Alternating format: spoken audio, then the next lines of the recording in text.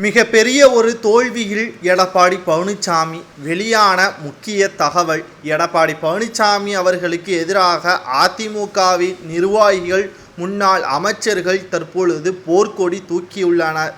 என்ன நடந்தது? பிரச்சாரம் முடிந்த பிறகு இன்று ஒரு நாள் அனைத்து இந்திய அண்ணா திராவிட முன்னேற்ற கழகமோ அல்லது வேறு எந்த ஒரு கட்சியோ பிரச்சாரமோ அல்லது துண்டு சீட்டு விளம்பரமோ செய்யக்கூடாது என்று தேர்தல் ஆணைய அதிகாரிகள் தெரிவித்திருந்த நிலையில், மீறி செயல்பட்டால் 2 ஆண்டு தண்டனைகள் என்பதையும் தேர்தல் ஆணைய அதிகாரிகள் வெளியிட்டிருக்கிறார்கள். சரி, 2 வாரத்திற்கு மேலாக பிரச்சாரம் செய்த அதிமுகவினர்கள் சரியான பாதையில்தான் சென்றார்களா? கருத்து கணிப்பு பல முடிவுகள் வெளியான நிலையில் ஒட்டுமொத்தமாக அதிமுகவினர்கள் தோல்விதான் தழுவார்கள் என்றும் கருத்து கணிப்பு முடிவுகளும் வெளியாகி இருக்கிறது.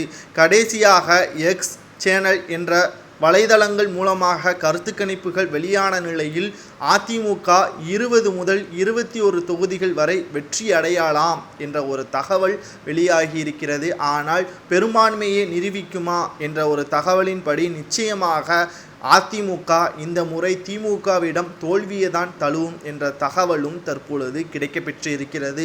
அதற்கு மிக முக்கியமான காரணம், பன்னீர்செல்வத்தையும் டிடிவி தினகரனையும் சசிகலாவையும் அதிமுகவிலிருந்து விலக்கியதுதான் இதன் முக்கியமான நோக்கமாக இருப்பதாகவும் தகவல்கள் வெளியாகி இருக்கிறது. காரணம், எடப்பாடி பழனிசாமி தன் காலடியின் கீழ்தான் அதிமுகவின் நிர்வாகிகளும் தலைமையும் இருக்க வேண்டும் என்று எடப்பாடி பழனிசாமி அவர்கள் இத்தனை மாதங்களாக நினைத்து கொண்டிருக்கிறார். ஆனால் இதுவே அவருக்கு மிகப்பெரிய ஒரு தலைவலியாகவே மாறிவிட்டது.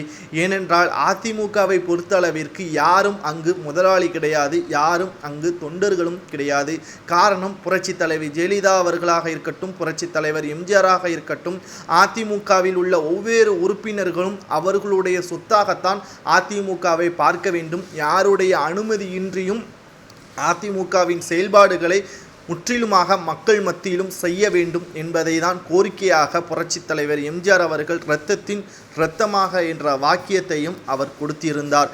ஆனால் தற்பொழுது இருக்கின்ற அதிமுக சிறு விஷயங்களை கூட எடப்பாடி பழனிசாமி அவர்களின் அனுமதியை பெற்றுதான் மக்களுக்கு நல்லது செய்ய வேண்டிய சூழ்நிலையை உருவாகிவிட்டது.